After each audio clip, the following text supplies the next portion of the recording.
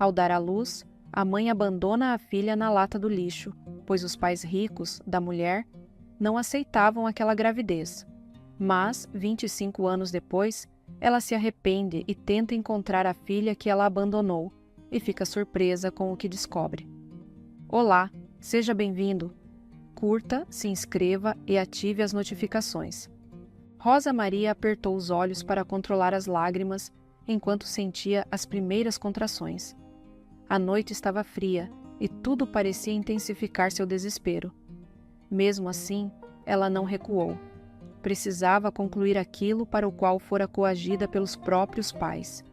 Aos 25 anos, grávida de um homem que eles consideravam indigno, ela enfrentava a solidão e o medo na véspera do momento mais importante de sua vida. Teve ímpetos de fugir, mas não havia escapatória. A família ameaçara deserdá-la, expulsá-la de casa e de todos os privilégios se ela ousasse criar o bebê. As últimas palavras do pai ecoaram em sua mente. Livre-se dessa criança, Rosa, ou você estará morta para nós. Porém, nada doía mais do que saber que naquele instante carregava uma vida que já sentia como parte de si. Precisava decidir entre proteger uma filha inocente ou obedecer aos caprichos cruéis dos pais. A contragosto aceitou receber auxílio de um motorista para chegar a um beco isolado, longe de olhares curiosos. Ao sair do carro, notou o brilho tênue de um poste quebrado que projetava sombras dançantes sobre as paredes sujas. Respirou fundo, tentando se convencer de que encontraria alguém, alguma ajuda. Caminhou alguns metros, trêmula, e a dor se intensificou. Estremeceu quando as contrações vieram mais fortes. O suor frio escorreu-lhe pela testa e as pernas fraquejaram. Não posso fazer isso sozinha, meu Deus! Sussurrou, ainda que tentasse manter a dignidade. O motorista, pago para manter o silêncio, desaparecera sem oferecer qualquer conforto.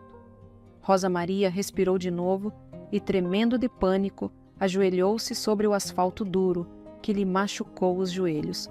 Seus lábios formigaram de desespero enquanto os gritos de dor se misturavam à humilhação.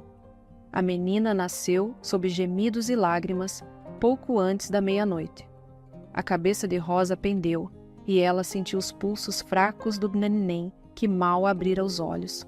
Carregou-a por alguns instantes, observando a pequena criatura de pele delicada e frágil. O coração de Rosa se dividiu.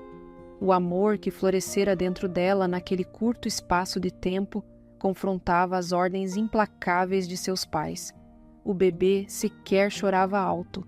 Parecia tão vulnerável que provocou um soluço profundo na garganta de Rosa. Ela beijou a cabecinha da filha, mesmo enquanto a mente gritava que não deveria se apegar. "Me perdoe", balbuciou, sentindo o próprio corpo estremecer de culpa. "Por favor, me perdoe." Em seguida, levantou-se com dificuldade, presa a um misto de dor e desamparo. Atravessou o beco em passos curtos, até encontrar uma lata de lixo de metal, velha e enferrujada, que exalava um odor pútrido. O nojo lhe revirou o estômago, mas ela sabia que aquele era o lugar onde teria de deixar a criança. Depositou-a lá dentro, enrolada em um pano fino, e a pequenina soltou um gemido tão débil que o coração de Rosa quase parou. Ela ainda a olhou uma última vez, desejando que alguém a encontrasse, que um milagre acontecesse, e então se afastou, sufocada por uma dor que jamais esqueceria. Horas depois, um mendigo chamado Geraldo, que vagava pelas ruas com um cobertor encardido e um olhar sempre distante, decidiu remexer o lixo em busca de latas vazias para vender. Ao abrir a tampa metálica, assustou-se com o choro débil. De início, pensou que fosse alguma brincadeira cruel, mas quando ergueu o saco de papelão que cobria a criança, ficou boquiaberto. A menina mexia as mãozinhas, lutando para respirar, e Geraldo sentiu um aperto no peito. "Quem foi o desgraçado que te deixou aqui?" murmurou, indignado.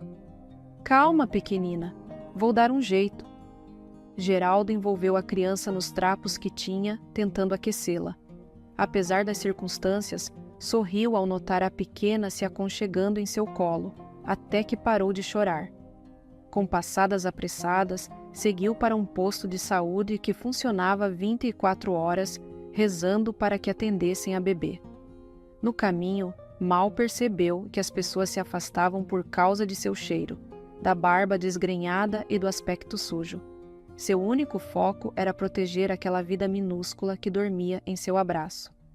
"Pelo amor de Deus, alguém me ajuda aqui!" gritou, assim que entrou no local, ofegante. Enfermeiras surgiram e, embora assustadas com a aparência de Geraldo, prontificaram-se a socorrer o bebê. A menina recebeu os primeiros cuidados e conseguiu se estabilizar. Naquela madrugada, a notícia de uma criança abandonada correu pelos corredores, mobilizando assistentes sociais e autoridades. Geraldo não tinha condições de criá-la, mas insistiu que a doassem a uma boa família.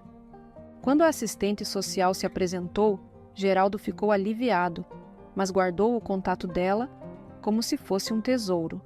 Queria permanecer a par do destino da menina. No entanto, o Estado tinha normas rígidas e, em pouco tempo, uma família milionária, dona de um grande império de moda, resolveu adotá-la. Era algo incomum. Segundo os comentários, aquele casal rico, Camilo e Letícia Valverde, já tentaram engravidar diversas vezes, sem sucesso. Comovidos pela história, aceitaram receber a criança, a quem chamariam de Maria Sofia. No dia em que Maria Sofia chegou à mansão dos Valverde, envolta em roupas de seda e recebida com um berço luxuoso, Camilo e Letícia vibraram de alegria. Planos de festas, de viagens, de creches particulares e de toda sorte de oportunidades se desenharam diante deles. Porém, a presença de Geraldo, o mendigo que salvara Maria Sofia, incomodou o casal. Numa tarde, pouco tempo depois da adoção, ele apareceu em frente ao imenso portão de ferro, segurando um embrulho humilde que pretendia entregar à menina. Em sua mente, tinha a ideia ingênua de agradecer por ela ter sido sua descoberta e sonhava em vê-la crescer. O segurança da mansão bloqueou a passagem imediatamente, mas Letícia, ao ouvir o barulho, espiou pela janela.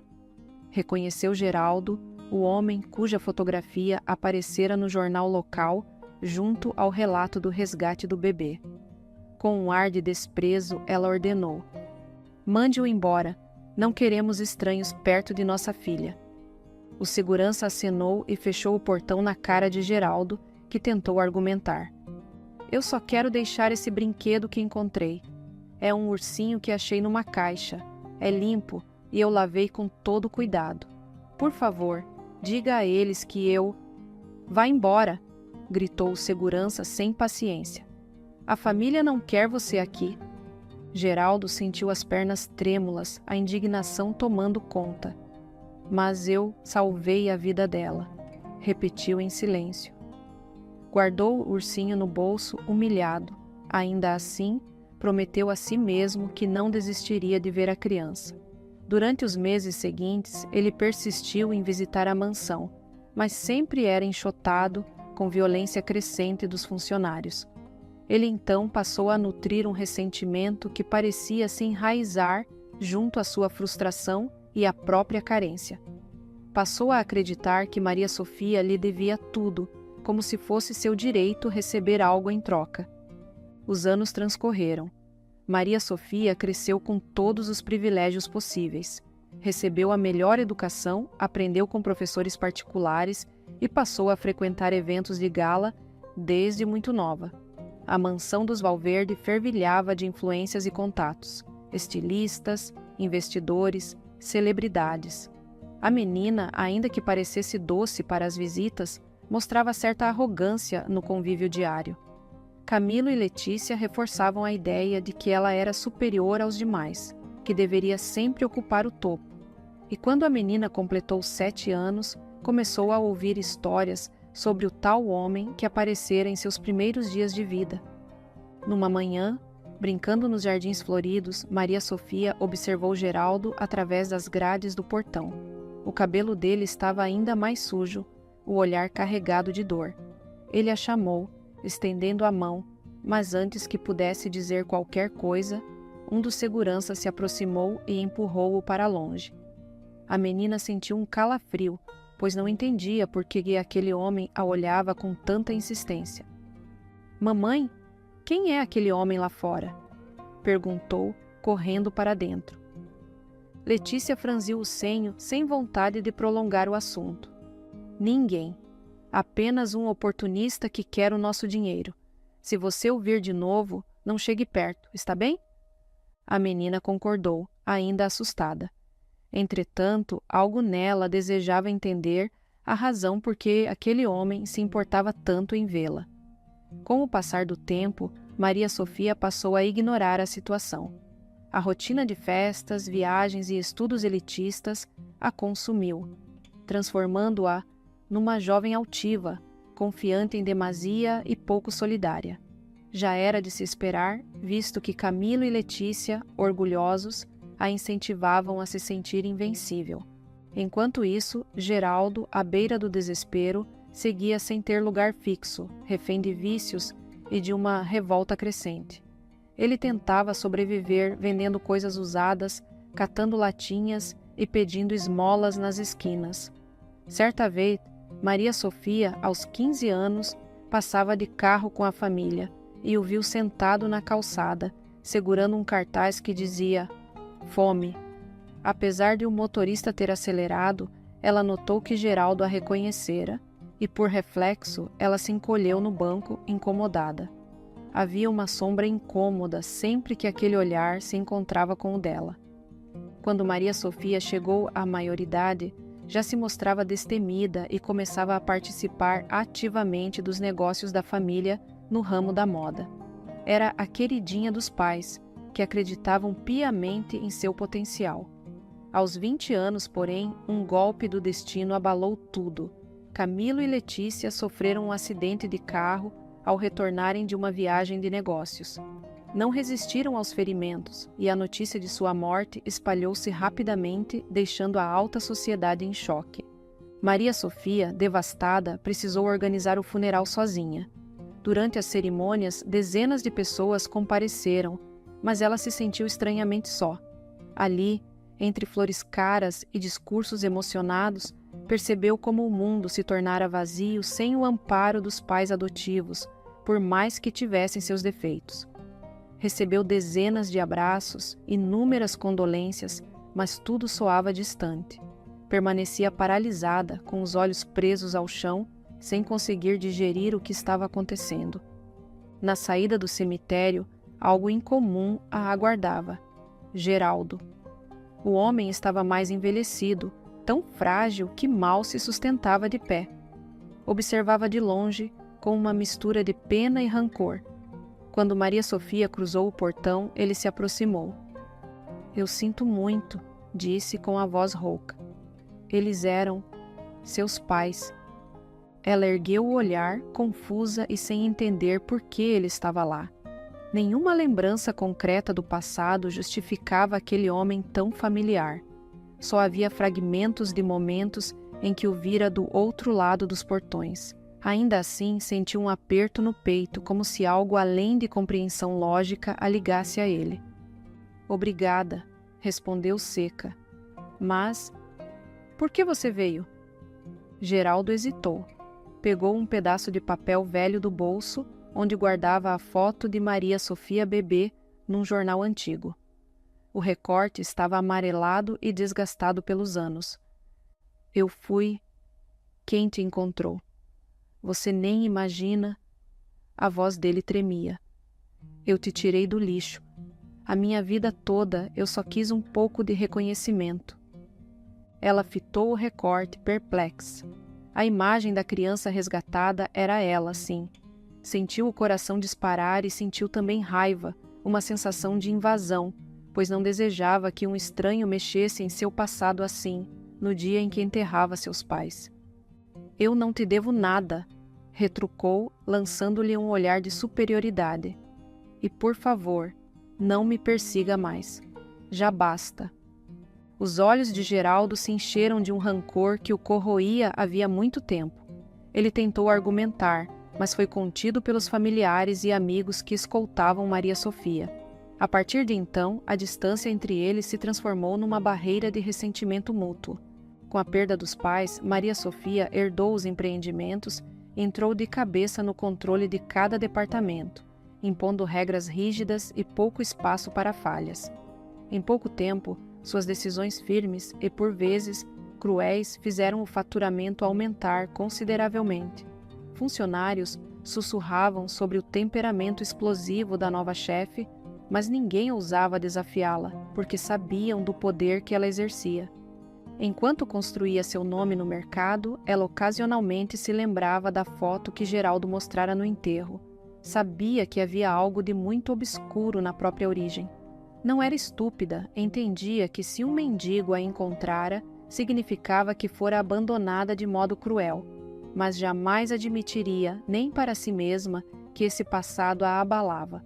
Preferia ignorar aquilo, focando-se em aumentar seu domínio e provar que não precisava de mais ninguém. Para ocupar cada minuto do dia, Maria Sofia preparava eventos, lançava coleções com grande pompa e comparecia a encontros com investidores influentes. O nome Valverde ganhava um impacto ainda maior sob a sua gerência. Mas, em paralelo, Geraldo, cada vez mais amargurado, tentava extrair dinheiro de qualquer maneira, acreditando-se no direito de exigir compensação por ter salvo a vida dela.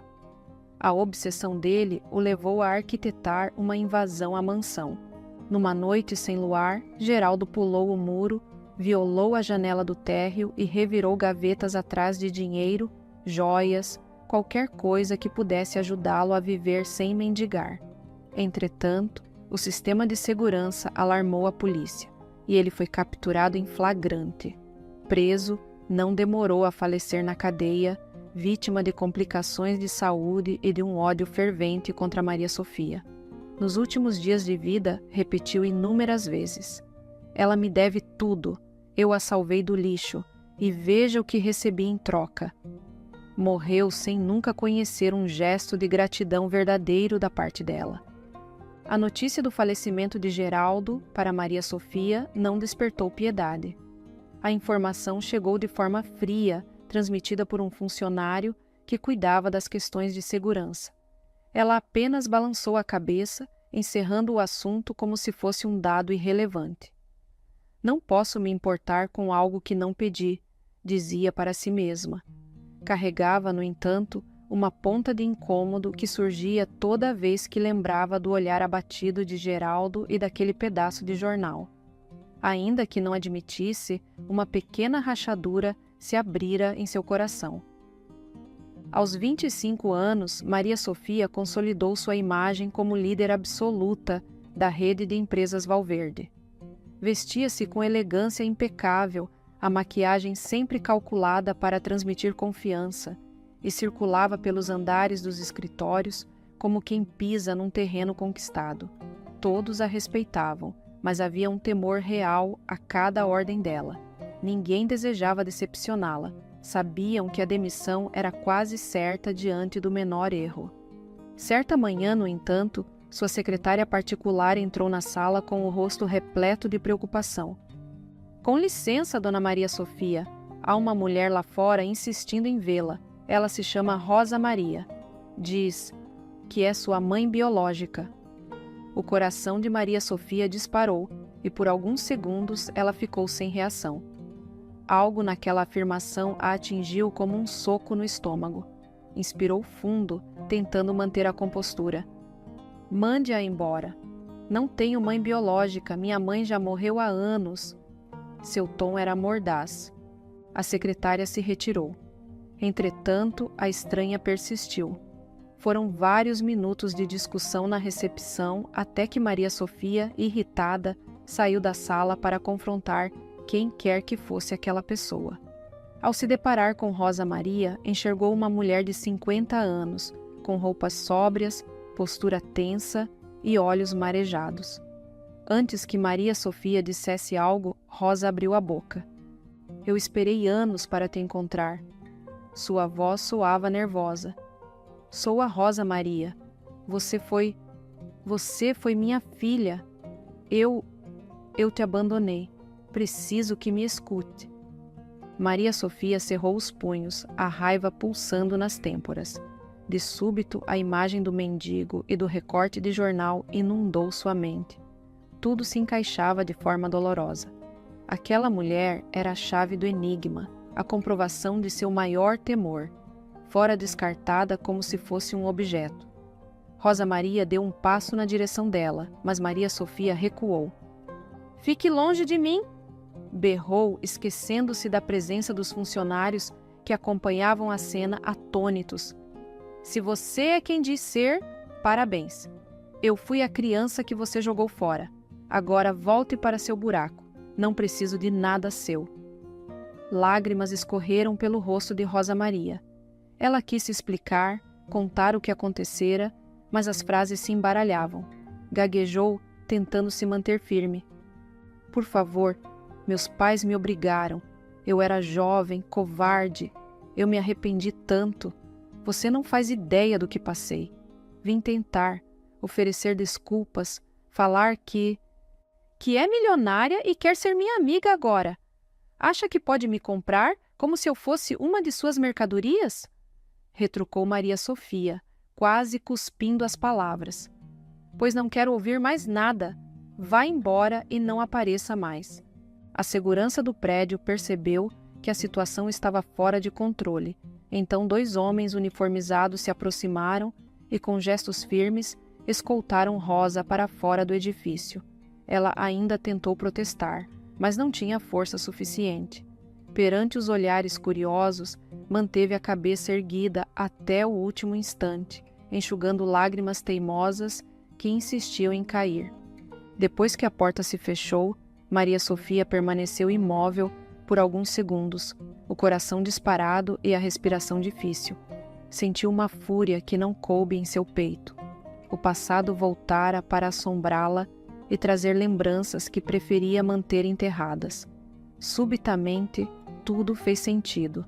Aquela desconhecida, que agora reaparecia, devia ser a mesma que a deixara numa situação miserável. A raiva, que outrora fora uma pequena faísca, agora ardia como uma chama viva. Sem dizer nada a ninguém, Maria Sofia entrou em seu escritório, trancou-se lá e encarou o reflexo no vidro da janela. Lá fora, a cidade seguia indiferente à dor que pulsava dentro dela. Bateu no peito com a mão fechada, sentindo as batidas frenéticas do coração, e deixou as lágrimas vencerem por um breve instante. Inúmeras perguntas lhe atravessavam a mente, mas a maior delas ecoava silenciosa. Por que me abandonou? Contudo, não verbalizou isso, pois o orgulho lhe impedia de parecer frágil diante dos demais. Secou o rosto, reassumiu a expressão inabalável e decidiu que não deixaria aquela mulher interferir em seus negócios. Se Rosa Maria planejava algum jogo sujo, seria confrontada. E se em algum lugar do passado ainda existia uma parcela de amor não vivido, ela estava selada por camadas de ódio que Maria Sofia não pretendia retirar tão cedo. A aliança com o passado estava rompida. E assim, a empresária fechou o punho com força, ciente de que o encontro inesperado abrira uma ferida profunda, uma ferida que agora tinha nome, história e olhos marejados. Maria Sofia demorou-se alguns segundos diante da porta do escritório, depois que Rosa Maria, a mulher que alegava ser sua mãe biológica, foi levada embora pelos seguranças. Respirou fundo, tentando conter o turbilhão de sentimentos que a abalava. Desde aquele instante, a atmosfera de cada reunião, cada corredor e cada projeto na empresa pareceu ganhar um peso diferente. Ela não admitiria para si mesma que algo havia mudado, mas no fundo sentia o coração bater em descompasso. Preferia sufocar qualquer emoção, pois acreditava que demonstrar fragilidade poderia arruinar sua imagem de líder implacável. Ainda assim, por mais que se esforçasse, a lembrança dos olhos marejados de Rosa Maria a perseguia. Durante os dias seguintes, Maria Sofia mergulhou em trabalho para abafar a raiva e o desconforto.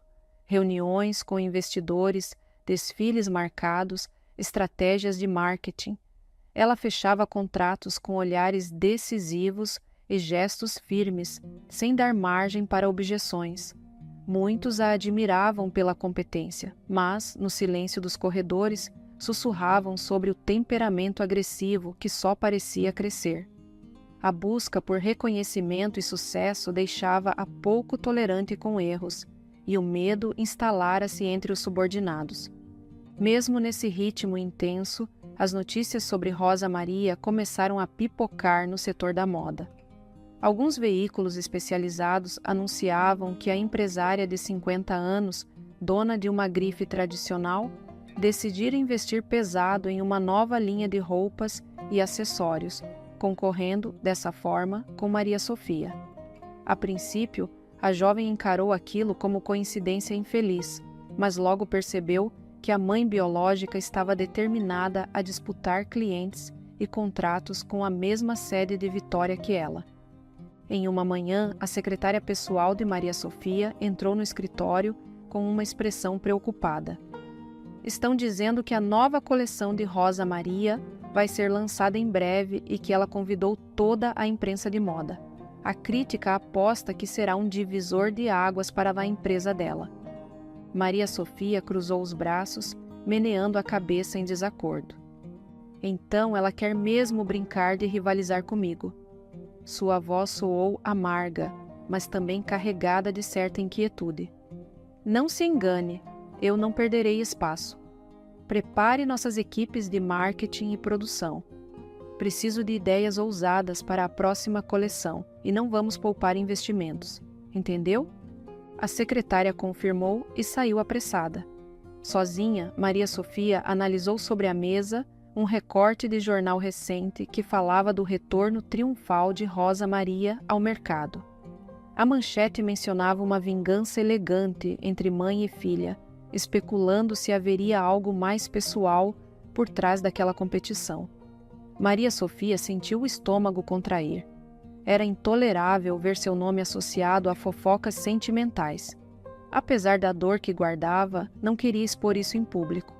Seu objetivo era provar que, se Rosa Maria tentava compensar o passado reaparecendo em sua vida, ela não teria esse privilégio, não depois do que fizera.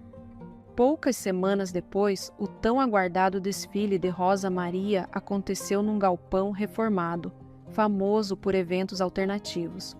Ousada, ela apostou em modelos mais acessíveis, diferente da abordagem habitual de peças sofisticadas e caríssimas. Jornalistas importantes compareceram e elogiaram a capacidade de inovação que Rosa mostrava, elogiando-a como alguém que, apesar da idade, soubera se reinventar. Maria Sofia ficou sabendo de tudo pelos relatórios de sua equipe e apertou os punhos de raiva, ainda que tentasse manter a aparência de frieza. Secretamente estudou as fotos, os cortes de tecido, as cores e as costuras. Havia ali talento genuíno, algo que a irritava, mas também a desafiava. Então ela não é só conversa, murmurou, fechando as páginas dos jornais. Muito bem. Se quer concorrência, vou mostrar o que é estar no topo. Cerca de um mês mais tarde, Maria Sofia preparou uma nova coleção e lançou um evento luxuoso em um antigo palacete alugado. Tapetes vermelhos se estendia pela entrada, champanhe era servido em bandejas de prata e a imprensa compareceu em peso. O desfile transcorreu com modelos exuberantes, tecidos nobres e um marketing que enfatizava exclusividade. Ao fim, a crítica se derreteu em elogios, afirmando que aquilo colocava a grife Valverde em primeiro lugar, superando qualquer concorrente recente. Por trás do sorriso impecável, Maria Sofia sentia uma satisfação sombria. Toda vez que lia matérias confirmando que a filha superara a mãe biológica no universo da moda, ela sentia aquele trunfo reviver o ódio que nutria. Para ela, aquilo era uma espécie de resposta a quem ousara jogá-la num lixo quando nascera. Porém, a mesma raiva que alimentava suas vitórias começou a minar suas forças. Em várias noites teve dores fortes pelo corpo e uma fadiga desconhecida, mas tentava se convencer de que era o estresse acumulado. Determinada, ignorava os sinais e continuava a trabalhar como se nada acontecesse, até que num dia particularmente corrido, desmaiou diante de todos, no corredor da empresa. "Socorro! Chamem uma ambulância!" gritou um dos funcionários enquanto segurava Maria Sofia no colo. Ela despertou no hospital, confusa e humilhada por se ver tão frágil.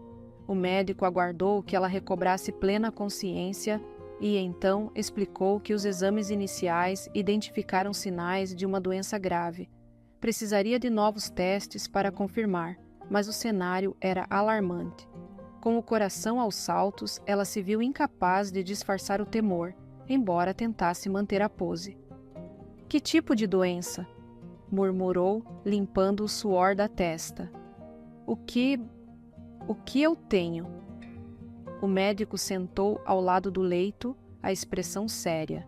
"Existe uma chance considerável de ser uma falência grave em um órgão essencial, possivelmente os rins ou o fígado, mas só teremos certeza quando terminarmos a bateria de exames. O tratamento pode incluir transplante, e se realmente confirmarmos, você vai precisar de um doador compatível." Maria Sofia sentiu como se o chão se abrisse sob seus pés. Não tinha parentes adotivos vivos e, ao que sabia, não possuía irmãos. O médico saiu para dar espaço e ela permaneceu ali, encarando o teto branco, repassando tudo o que construíra. Lembrou-se do pai e da mãe adotivos, de Geraldo, o mendigo, e, por fim, de Rosa Maria. Uma tremedeira surgiu nas mãos. A única fonte de esperança poderia ser justamente a mulher a quem negou qualquer perdão. 2 dias depois, os exames confirmaram a necessidade de um transplante urgente de rim. Sem família que pudesse se voluntariar, as chances diminuíam muito. Enquanto pensava em seu império e em como tudo poderia ruir, Maria Sofia recusava-se a demonstrar desespero. Perguntou aos médicos se podia haver outro caminho, mas eles foram categóricos. O transplante era inevitável e precisava ser imediato. No 3º dia de internação, uma presença inesperada chegou ao hospital. Rosa Maria surgira, sem alarde, mas com determinação. Conversara com a equipe médica e se oferecera para fazer os testes de compatibilidade. Quando Maria Sofia soube, reagiu com raiva. "Quem deixou ela entrar?" questionou, a voz carregada de indignação. "Eu não pedi nada a essa mulher." O médico, sem se intimidar, argumentou que a situação era grave e que Rosa Maria era uma candidata compatível em potencial, por ser a mãe biológica. Ainda furiosa, Maria Sofia virou o rosto para a parede, sem saber como lidar com aquilo. Em seguida, Rosa Maria apareceu no quarto, hesitante. Trazia uma postura humilde, mas cheia de sinceridade nos olhos. "Eu não poderia ficar de braços cruzados, sabendo que você corre perigo", ela disse, a voz embargada. "Aceite minha ajuda, por favor." A princípio, Maria Sofia conteve as lágrimas, voltando-se contra o travesseiro. Aquela mulher que a abandonara agora se aproximava para salvar-lhe a vida. Era irônico, mas a raiva persistia. Passaram-se horas até que ela, sem opção, permitisse que a mãe biológica fizesse todos os testes necessários. E o resultado foi positivo. Rosa Maria era compatível. O dia da cirurgia chegou rápido e, naquele momento, o hospital parecia um labirinto de emoções. Antes de ser levada ao centro cirúrgico, Maria Sofia encarou Rosa Maria por alguns segundos. Viu que a mulher tremia de ansiedade, mas também notou coragem ali. Sentiu o peito apertado, pois nunca havia recebido um sacrifício tão grande de alguém. Tudo se passou como num sopro. A anestesia chegou, o ambiente girou e as luzes brancas se confundiram com lembranças sombrias do passado. Quando Maria Sofia recobrou os sentidos, percebeu que a cirurgia tinha terminado e que estava viva. Sentia dores e fraqueza, mas também um alívio estranho. Rosa Maria também se recuperava em outro leito. Numa tarde silenciosa, ela pediu para vê-la. As enfermeiras levaram Maria Sofia em uma cadeira de rodas, pois ainda precisava de repouso. Ao chegar perto de Rosa, as duas mulheres apenas se entreolharam. Você não precisava ter feito isso, sussurrou Maria Sofia sem esconder a emoção na voz. Não depois de tudo que houve. Rosa Maria estendeu a mão com a expressão marcada pelo cansaço. Ainda assim, seus olhos brilhavam com uma intensidade esperançosa. Eu precisava sim. Você é minha filha, mesmo que eu tenha sido incapaz de cuidar de você no passado.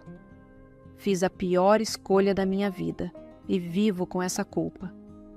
Maria Sofia piscou, deixando que algumas lágrimas escorressem. Ficaram em silêncio por mais alguns instantes, até que Rosa Maria, com voz embargada, completou. Eu sinto muito. Cada dia longe de você foi um tormento. Tentei me convencer de que não havia como voltar atrás, mas eu nunca deixei de pensar em você. Nunca deixei de sonhar com o dia em que poderia me redimir. A filha, tomada por um turbilhão de emoções, apertou a mão de Rosa Maria. Chorou baixinho, sem conseguir emitir palavra. Era um gesto simples, mas resumia o que sentia. A gratidão, o arrependimento por tê-la expulsado daquele jeito, a dor da rejeição original. Finalmente, ela conseguiu balbuciar. Eu te perdoo. Nenhuma das duas falou mais nada. O choro, a presença, o toque, tudo aquilo explicava melhor do que qualquer frase. O tempo pareceu desacelerar, envolvendo-as num abraço silencioso. Ali, naquele quarto hospitalar, mãe e filha encontraram algo que a vida inteira lhes fora negado. Sem promessas grandiosas, sem discursos elaborados, mas com o remorso e o amor que se infiltravam, enfim, em seus corações. Algumas semanas depois, ambas receberam alta. Ainda debilitada, Maria Sofia acabou comparecendo a uma coletiva de imprensa que, a princípio, fora organizada para esclarecer a situação de sua ausência no trabalho. Ao ser questionada sobre o futuro da empresa, ela surpreendeu a todos ao dizer que, dali em diante, procuraria manter parcerias e manter o legado dos pais adotivos, mas que também respeitaria a história que a unira a Rosa Maria. Sob flashes e olhares curiosos, anunciou que as marcas concorrentes poderiam coexistir e, quem sabe, até colaborar em determinados eventos. No entanto, antes que pudessem saborear aquela reconciliação recém-estabelecida, uma notícia bombástica chegou à mídia. Os avós maternos de Maria Sofia, justamente aqueles que haviam obrigado Rosa Maria a se livrar do bebê, estavam envolvidos em um esquema de sabotagem contra ambas. Eles temiam que, se a verdade viesse a público, manchariam o nome da família, além de porem em risco uma fortuna considerável. A revelação surgiu com detalhes sórdidos de fraudes, chantagens e até ameaças a fornecedores. Ao serem descobertos, tentaram destruir documentos comprometedores, iniciando um incêndio que acabou perdendo o controle. Presos dentro do prédio, em chamas, pagaram com a própria vida pela loucura que criaram. A tragédia chocou a todos, mas trouxe um fim definitivo aos fantasmas que perseguiam Maria Sofia e Rosa Maria. Depois de tantas dores, elas se uniram para enfrentar o luto, agora dispostas a reconstruir o que fora quebrado. O passado não poderia ser reescrito, mas o futuro se abria diante das duas, ainda que com cicatrizes, e a certeza de que cada lágrima e cada arrependimento poderiam, de alguma maneira, encontrar repouso nas novas bases de amor e compreensão que se formavam. Espero que tenha gostado da história. Curta, comente e compartilhe. Obrigado por assistir.